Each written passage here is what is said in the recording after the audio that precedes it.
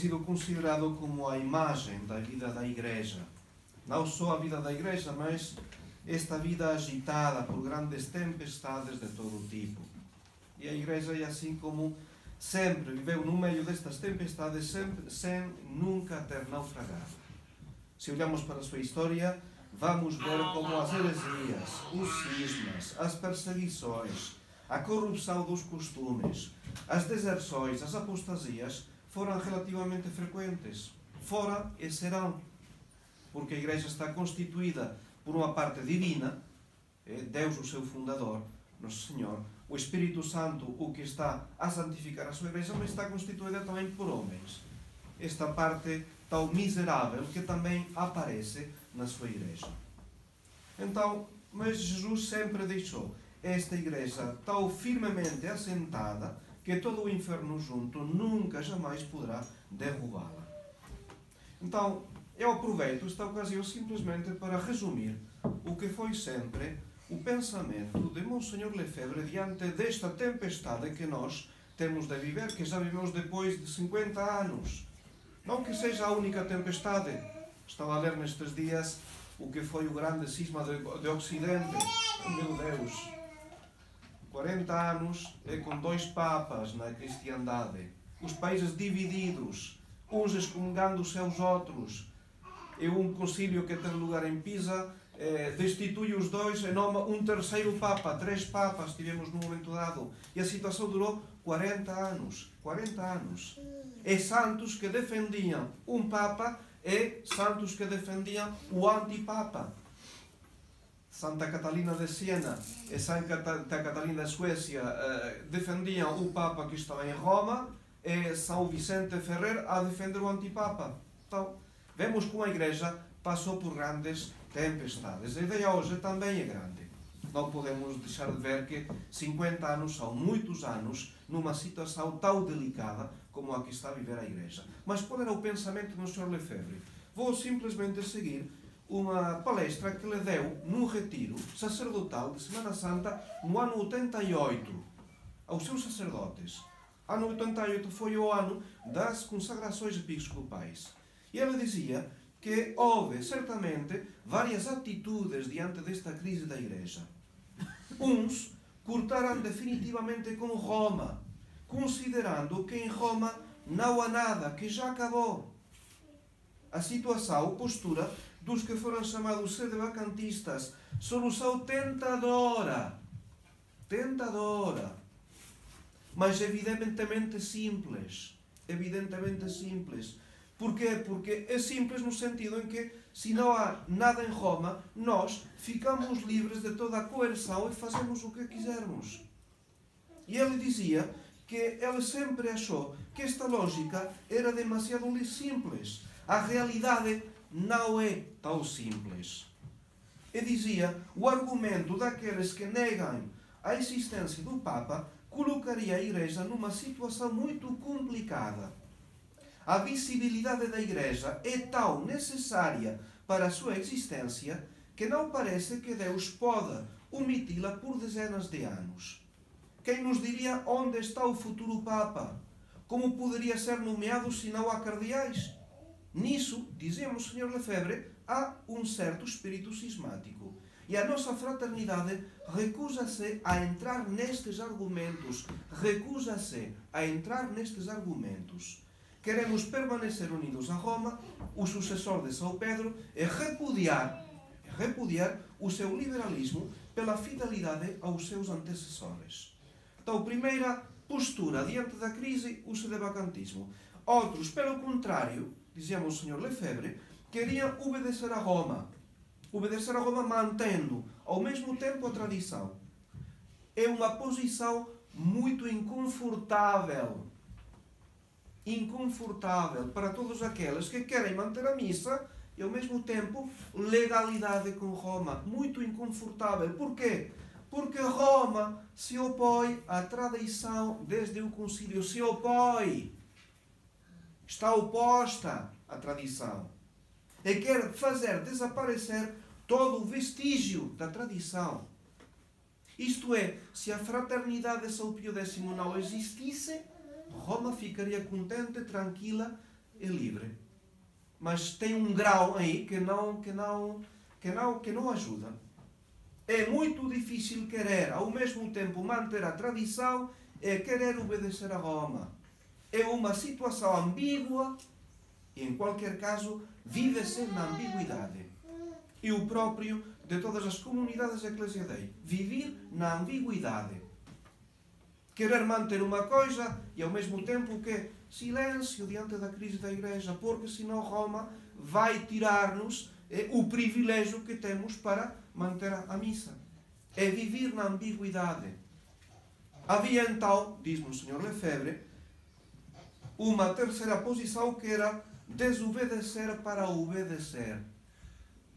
Desobedecer a Roma, não, mas não dizer que Roma mais não existe. Não é o mesmo. Roma ainda existe, se supõe. A palavra de Nosso Senhor se supõe. Supomos que o Papa é Papa. Obramos como se o Papa fosse o sucessor de Pedro, mas desobedecemos quando o Papa e a Cúria Romana nos convidam a desobedecer a tradição. Desobedecer 20 séculos da Igreja, desobedecer o passado da Igreja, é separar-se da Igreja, é romper com a Igreja, e nós não queremos romper com a Igreja. Então queremos obedecer a 20 séculos da Igreja, e pelo próprio facto vamos entrar. É impossível não entrar em discussão com uma Roma moderna, onde os que estão ali está composta por modernistas e liberais. Não podemos deixar de discutir com esta gente que se afasta da doutrina católica. E na medida em que os homens da Igreja, que são aqueles que deveriam ensinar-nos a tradição, são eles que deveriam ensinar-nos a tradição. Na medida em que eles se afastam da tradição, nós é que nos afastamos deles. Então, como posição é relativamente simples. Mantemos a nossa fidelidade ao Papa de Roma, supomos que o Papa de Roma atuamos como se fosse o Papa de Roma, e ao mesmo tempo estamos em oposição a tudo o que destrói a fé. É um combate duplo para nós, combater os erros e lutar contra aqueles que favorecem esses erros. Porque, diz-me o Senhor, é muito difícil estar contra os erros e não estar contra os homens que os espalham. Isto é a teoria. Isto é a teoria. Eu acho que em muitos de nós isto ficam questões teóricas no sentido em que, concretamente, esta crise da Igreja em nós tem de ter consequências na nossa atitude. Para o Sr. Lefebvre, a sua atitude era um dever de consciência. Ele sempre insistiu em dizer que a postura da fraternidade é a postura mais prudente, mais razoável, mais apostólica. E dizia, a maioria dos fiéis e dos sacerdotes tradicionais, a maioria, também estima que esta é a solução mais prudente e judiciosa. Reconhecer que há um sucessor de Pedro, mas a quem é necessário opor-se por causa dos erros que ele difunde. Onde digo que é uma parte muito teórica, em que concretamente para cada um de nós, o facto de ser tradicionalistas não é uma discussão teológica contínua. Temos de ser coerentes com o que pensamos. Temos de agir em consequência do que pensamos. E a primeira obrigação que o Monsenhor lembrava é o dever da oração. Temos de rezar. Nesta crise da Igreja, temos de rezar. Quando falamos de oração, sim, claro, temos de rezar, claro. Temos um problema, vamos rezar, sim. Mas quando falamos da oração, estamos a falar do instrumento habitual que Deus tem para a solução dos problemas. Isto é, da parte nossa, a oração requer um grande espírito de fé no valor da oração. Não se trata de rezar porque temos de rezar. Não, é uma oração destinada a fortificar a nossa alma e mostrar que sem a oração não vamos poder continuar na vida cristã. Lepanto não os conseguiu pelo exército católico, foi o terço, foi o rosário que ajudou, sim, o exército católico a vencer os muçulmanos. Mas o segredo desta vitória esteve na oração. E nós não acreditamos o suficiente no valor da oração. Quem diz oração, diz penitência, diz vida cristã. Todo está junto. E o Senhor dizia, o primeiro dever que temos é o dever da oração. Temos de rezar e fazer penitência. A Santíssima Virgem assim o pediu. Rosário em família. Rosário em família. Oração diante do Santíssimo. Hoje as pessoas rezam quando as bombas começam a cair ou quando há outros perigos graves. É então que começa a tremer e pensa em Deus. Mas estamos, dizia Monsenhor, no momento em que as bombas estão a cair sobre nós e estamos prestes a perder a fé. Perder a vida da alma é muito pior do que perder o corpo. Então temos de rezar e fazer penitência. E concretamente, privarmos da televisão. O Sr. Lefebvre dizia, ano 88, privarmos da televisão. Ele não conheceu ainda a extensão da internet, do telemóvel. Mas ele diria, seguramente também acrescentaria assim, privarmos da televisão, da internet, do telemóvel. Ao contrário, a vida espiritual. Cortar com a concupiscência da carne, a concupiscência dos olhos e o orgulho da vida das honras. Rejeitar tudo o que é excessivamente mundano, é todo o que lisonjeia a carne, é todas essas modas indecentes. Todas essas coisas, dizia Monsenhor, devem ser absolutamente proibidas pelos verdadeiros cristãos. E aí onde eu falo de coerência. Quantas vezes, mesmo os católicos tradicionais, no ponto de vista da vida cristã, há lagunas. E realmente não atuamos, queremos também agradar ao mundo. E caímos nesta miserável covardia de actuar como a gente do mundo para não suportar as suas críticas. E quantas vezes temos os princípios na cabeça muito corretos, mas na prática, quem distingue o católico tradicionalista do resto? Pouca gente. Ser coerentes. Se não rezamos, não obteremos as graças necessárias de Deus hoje para a nossa salvação e vamos sempre ir de desgraça em desgraça. Quando estamos a falar da oração, é uma coisa importante, capital, necessária na vida cristã. Segundo, dizia o Sr. Lefebvre, devemos rezar para que entre os fiéis que mantêm a tradição reine sempre uma atitude forte e firme. Atitude forte e firme. Não uma atitude de desprezo ou insulto a pessoas ou bispos. É diferente. Firmeza é diferente de dureza. Firmeza é manter os princípios, mas temos de aplicá-los com caridade. Temos a superioridade de ter a verdade. A verdade é que deve convencer e não a nossa pessoa. Não é nos enfadando nem insultando como daremos passo à verdade. Ao invés, isso provocará dúvidas sobre se temos realmente a verdade. Mostra que não confiamos plenamente no peso da verdade. É em Deus que confiamos. Cuidemos as nossas expressões e a nossa atitude, de modo a não adotar uma posição de desprezo e insulto para com as pessoas, mas de firmeza diante do erro. Absoluta firmeza, sem compromisso nem trégua, porque estamos com nosso Senhor Jesus Cristo e porque se trata dele. O equilíbrio a manter entre esta firmeza e a expressão desta firmeza. Então, acho que isso já são dois elementos que a nossa vida de todos os dias tem de entrar na prática. E que sempre podemos praticar muito melhor. Como dizer, nós gostaríamos, como os apóstolos, de ver no Senhor acordado para que Ele ponha por fim, acabe com esta crise. Faltamos dessa fé, está acordado, está a dormir, e hoje no Senhor parece que está a dormir, e o que queremos é que o Senhor acorde e ponha fim a esta situação. Mas Deus, de propósito, parece que está a dormir.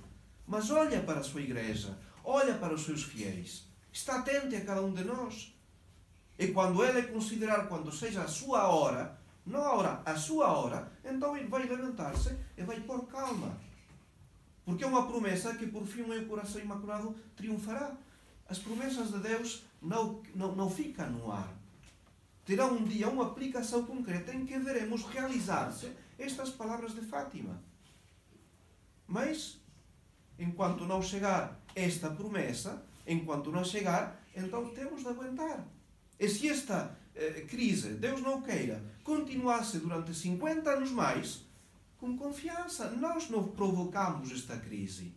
Não somos a causa desta crise. Então, fazemos o nosso trabalho, continuamos, e quando Deus quiser, Deus dirá, basta, chega, vamos por fim a esta situação. E quem será premiado ou recompensado? Aquele que ficou fiel, que fez o seu trabalho, que cumpriu com os seus deveres. Fora e deixando de lado estas questões teológicas que são estéreis, que não levam a nenhum lado. Este equilíbrio que Monsenhor Lefebvre sempre ensinou, é bom lembrar-se deste equilíbrio para simplesmente tentar praticá-lo. E pedimos esta graça a Nossa Senhora. Por quê? Porque o poder de Maria, diz São Luís Maria de Montfort, o poder de Maria sobre todos os demónios brilhará particularmente nos últimos tempos, em que Satanás armará ciladas contra o seu calcanhar, ou seja, contra os humildes escravos e pobres filhos que ela suscitará para lhes fazer a guerra. E estes escolhidos, estes escravos de Maria, terão nos lábios a espada de 2 gumes, que é a palavra de Deus. Trarão aos ombros o estandarte sanguento da cruz, o crucifixo na mão direita, o rosário na esquerda, os sagrados nomes de Jesus e Maria no coração e a modéstia e mortificação de Jesus Cristo em toda a sua conduta. Levamos nós esta mortificação na nossa conduta? Quantas vezes poderíamos fazer melhor? Porque somos tradicionalistas. Eis os grandes homens que hão de vir, mas que Maria suscitará por ordem do Altíssimo para estender o seu império sobre o dos impíos, idólatras e maometanos. São Luís fala nos últimos tempos dos maometanos. Profeta, se calhar. Mas via já a prova que vamos ter de suportar contra esta religião anticristã. Quando é que acontecerá isto? Só Deus o sabe. Quanto a nós, apenas nos compete calar, rezar, suspirar e esperar. Então, é o que vamos a pedir a Nossa Senhora. Esta graça de manter-nos sempre fiéis no equilíbrio, na prudência, na razão. E ao mesmo tempo esta firmeza que faça de nós apóstolos ao nosso redor. Que tente de ganhar almas, precisamente em honra de Deus, em honra da Igreja e para a salvação de todos aqueles que estão afastados do verdadeiro caminho. Em nome do Pai, e do Filho e do Espírito Santo. Amém.